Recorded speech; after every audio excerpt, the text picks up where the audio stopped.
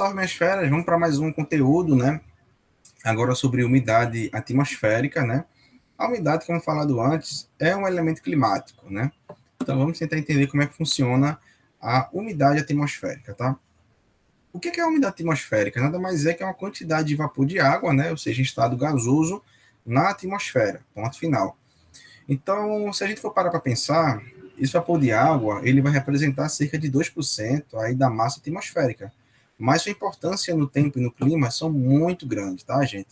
Então, a quantidade de vapor de água na atmosfera vai depender de vários fatores, tá? Como a vegetação, a hidrografia, tá?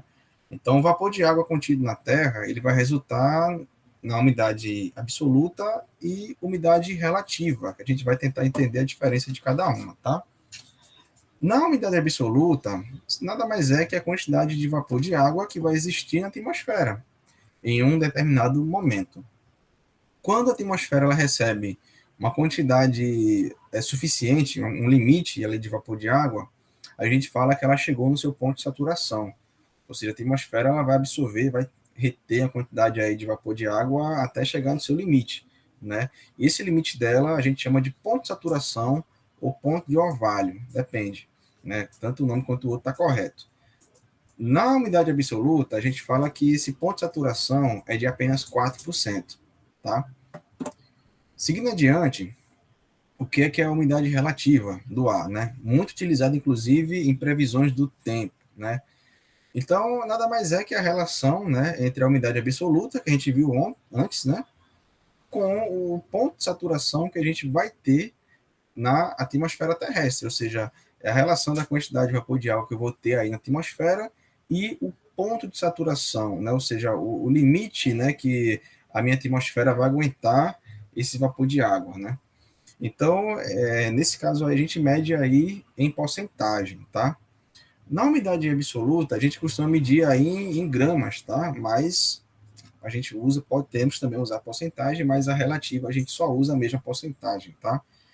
Então, assim, quando o ar ele fica saturado, ele chega a umidade de 100%, né? Ou seja, o ar costuma ficar saturado 100% e costuma ocorrer as precipitações, tá?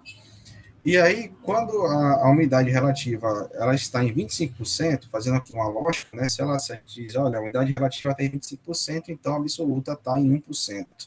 Se a relativa está em 50%, a absoluta 2%. Relativa em 75%, a absoluta em 3%. Tá? Então tem essa relação aí, né? Que a gente acabou de falar, tá? Então, se, como eu falei também antes, essa observação, se o ponto de saturação, né, atingir aí, né, o vapor de água vai se transformar em estado líquido, né, e aí vai ocorrer a precipitação, tá?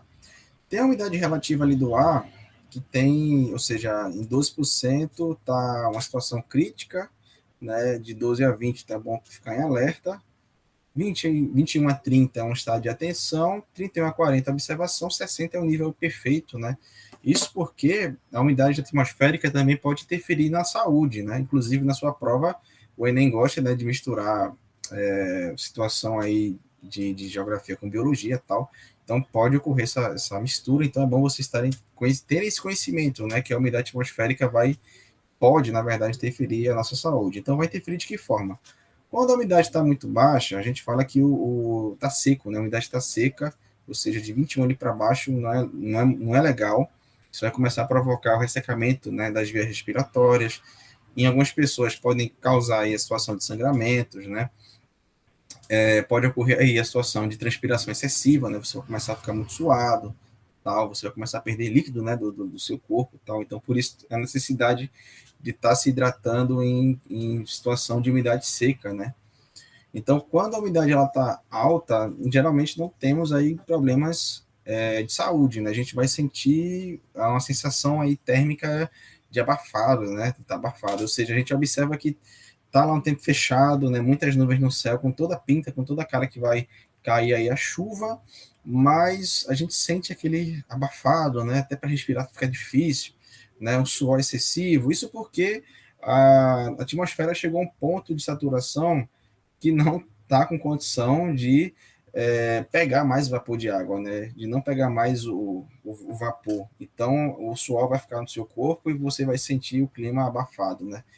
O clima não, é o tempo, desculpem, vai sentir o tempo aí um pouco abafado, tá? Então seria isso, minha gente. Espero que vocês tenham compreendido. Então aí até a próxima aula.